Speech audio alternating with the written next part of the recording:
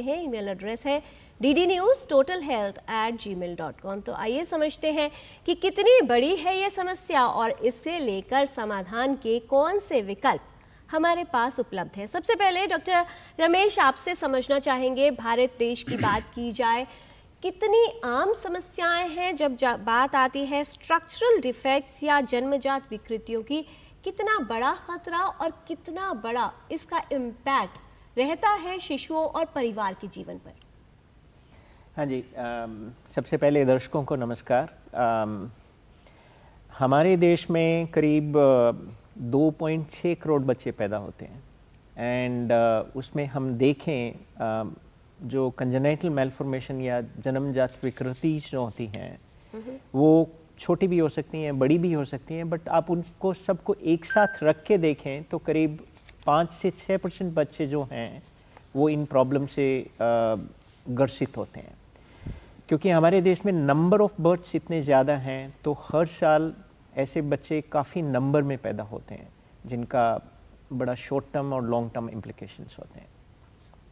जी doctor Shilpa, congenital deformities की बात की जाए तो किस तरह से समझाना चाहेंगी माता पिता को शुरुआती दौर में इन चीज़ों को समझना कि बच्चे में कोई समस्या हो रही है?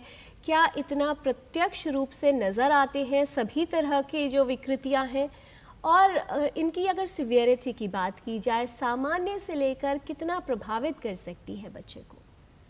जन्मजात विकृतियां सिर से लेकर पांव तक कहीं भी हो सकती हैं। जब शिशु डेवलप हो रहा होता है तो कहीं ना कहीं कोई नुक्स रह जाता है जिसके कारण ये स्ट्रक्चरल डिफॉर्मिटी हो सकती है।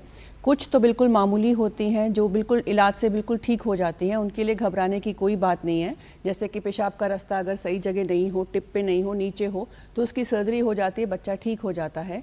कई बार कुछ समस्याएं ऐसी होती हैं जो बहुत गंभीर होती हैं, जैसे कि डायफ्रामेटिक हर्निया जिसमें छेद होता है डायफ्राम में और आंतें ऊपर चढ़ जाती हैं। इसको हम बच्चा जब माँ के गर्भ में होता है तभी इसकी जानकारी हो जाती है।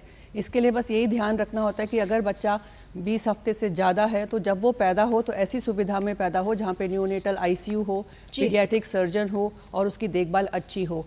कुछ समस्याएं ऐसी मामूली होती है जिनके लिए घबराने की बिल्कुल ज़रूरत नहीं है, जैसे कि लिप्स कटा हो, उसकी सर्जरी हो जाती है, बच्चा बिल्कुल स्वस्थ हो जाता है, इसमें कोई घबराने की बात नहीं है। जी, अक्सर जब भी किसी बच्चे को ऐसी कोई समस्या होती है डॉक्टर अमित, तो आसपास के लोगों को, परिवार को और माता पिता को कई बार स्वयं भी ये लगता है कि क्या ये हमारे बुरे कर्मों का नतीजा है, क्या हमसे कोई गलती हो गई।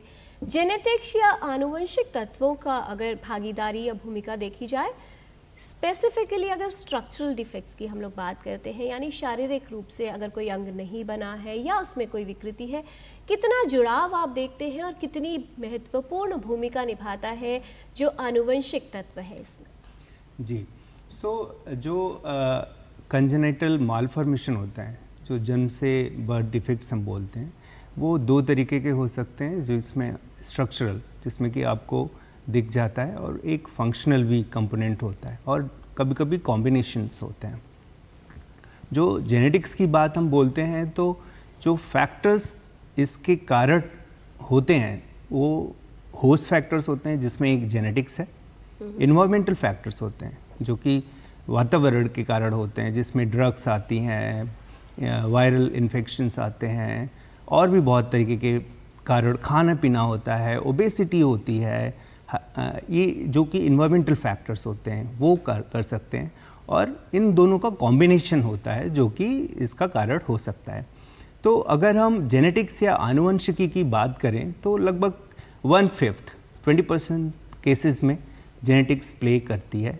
शुरू करें अगर हम सर की बात करें, कंजेनाइटल हाइड्रोकेफेलस, एनेनकेफेली और neural tube defects, cleft lip, orofacial defects, तो और नीचे बाकी हैं एब्डोमिनल डिफेक्ट्स, तो बहुत सारे सिंड्रोम्स होते हैं। मोनोजेनिक सिंड्रोम्स के अलावा मोनोजेनिक कॉजेज जिसमें एक जीन के कारण भी डिफेक्ट होता है, यूरोजेनाइटल मालफॉर्मेशंस, सो लिम्ब डिफेक्ट्स, और उसके अलावा कुछ खान पान, लाइक आप स्मोकिंग अगर करते हैं, आप अल्कोहल लेते हैं, कोकीन यूज जो कि एफ्लुएंट लोगों में मिलता है, तो उसके कारण भी मालफॉर्मेशंस होते हैं।